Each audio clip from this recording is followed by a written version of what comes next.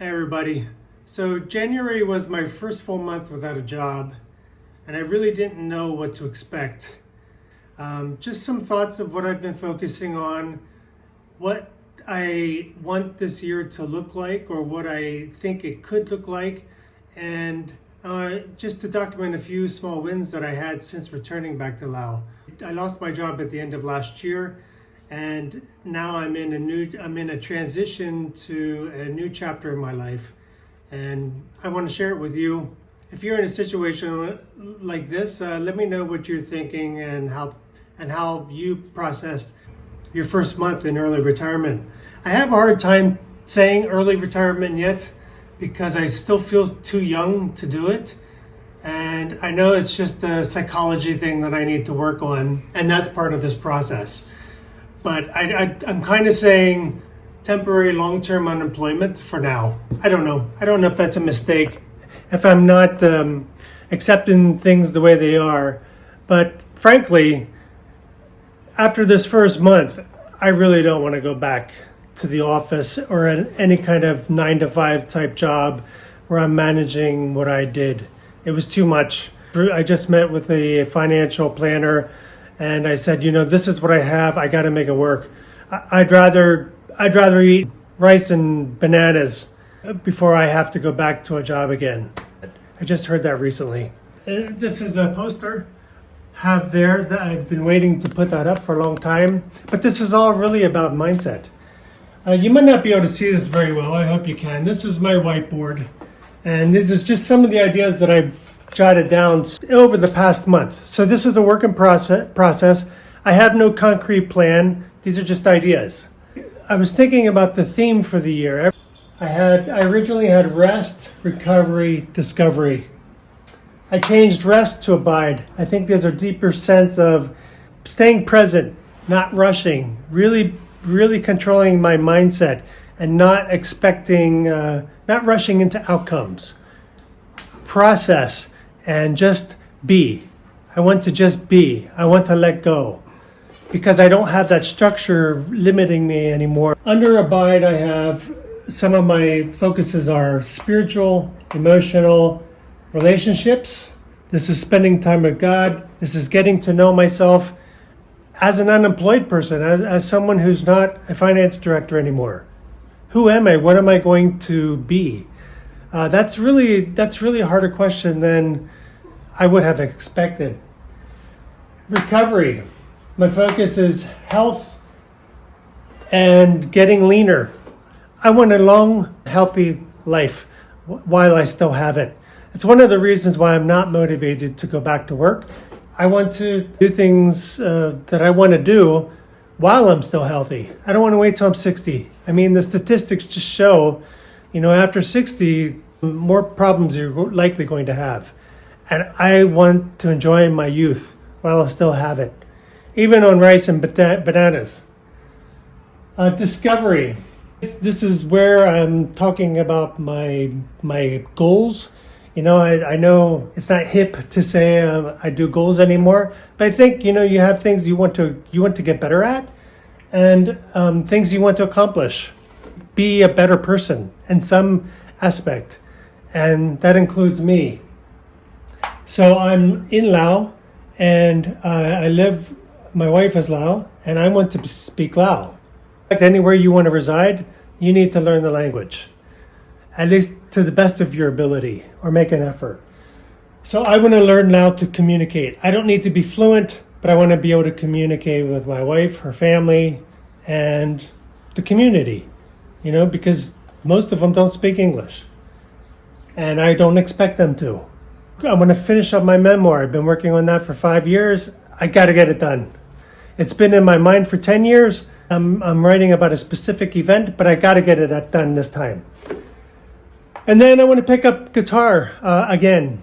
I played before, and I just want to get better. I used to want to be a rock star, playing on stage, lead guitar or rhythm. I just want to be able to pick it up and play a melody. I could do that before, but I dropped it because I reprioritized my memoir and my language learning. Some of the quotes that I have up here that have worked for me in the past What pain will I endure to get what I want? Pain. Your objective. If you want to do something, if you want to get healthy, you've got to go to the gym. If you want to play guitar, you've got to put in the hours. You've got to get the sore fingers. If you want to learn a language, you got to do this quiet, boring, painful study to memorize words. That's just part of the process. That's really the outcome. If you really want something, you're going to make it happen. Reward equals struggles. Determine success and choose well. Basically, I have a little bit of time in this world, and I used to want to do a lot of things. Now I want to do less things, but I want to do them to the best of my ability. I choose my pain for whatever outcome I want. This year, these are my outcomes that I want. Stop consuming and start creating. I've consumed uncountable amount of information over the past years. I've crammed my mind full of videos. Now I have the time to do what I've always wanted to do, and is to explore that creative side of me. That's the discovery part. What I focus on expands, so choose well. This was an eye-opener for me when I learned it. What I focus on expands. Do you ever notice that when you end up scrolling on your phone, how much time will pass? It goes the same for anything. The more time you start putting into something, the more you start to see it around you. Have courage, no fear. It's funny how this one has been calling, all my whole life. It doesn't mean machismo, meaning tough. It means doing stuff regardless of the fear. So this is my how. This is the system. There's another quote that says, you fall to the level of your system, you don't rise to the level of your goals. These are my goals, this is my system. This is how I'm going to get what I'm working for. 1 hour at least abiding, that's non-negotiable. 1 hour of Lao, minimum, a day. And that's study with a tutor, which I do twice a week, or I study on my own. And 2 to 3 hours actually in the gym. And 1 to 2 hours working something relevant to my book. That's either reading a book or actually working on my book. The book will actually come later in the year because I don't want to spread my time too thin, and I don't want to stress myself out in case I miss something. But if I miss something, so be it. Tomorrow I resume. I'm not going to beat myself up over it. And then I also want to work on relationships. I've reestablished some relationships while I'm back here in Laos, and I want to continue to foster those relationships. Some of my default versus what I want, I need to embrace the chaos. I've lived the structured life for all my professional career, and I want to embrace the chaos. And I want to do it without the stress and without the anxiety that comes from something unstructured. Some of these are similar. I want focus versus wonder. I've always been focused, but I want to allow my mind to wander. Structure versus spontaneity. I want to be much more spontaneous. My wife helps me with this. She's very zen. She's very go with the flow. And I'm very structured. So we're a good combination there. Comfort versus experimenting. I want to be able to experiment. I want to explore.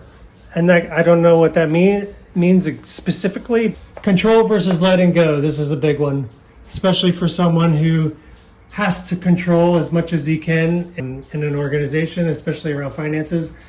Doing less versus doing more. I used to pack my days. My schedule was packed with meetings, and I had so little spare time, I had to push so much stuff into it. Now I have all the spare time in the world for the most part. I actually want to do less.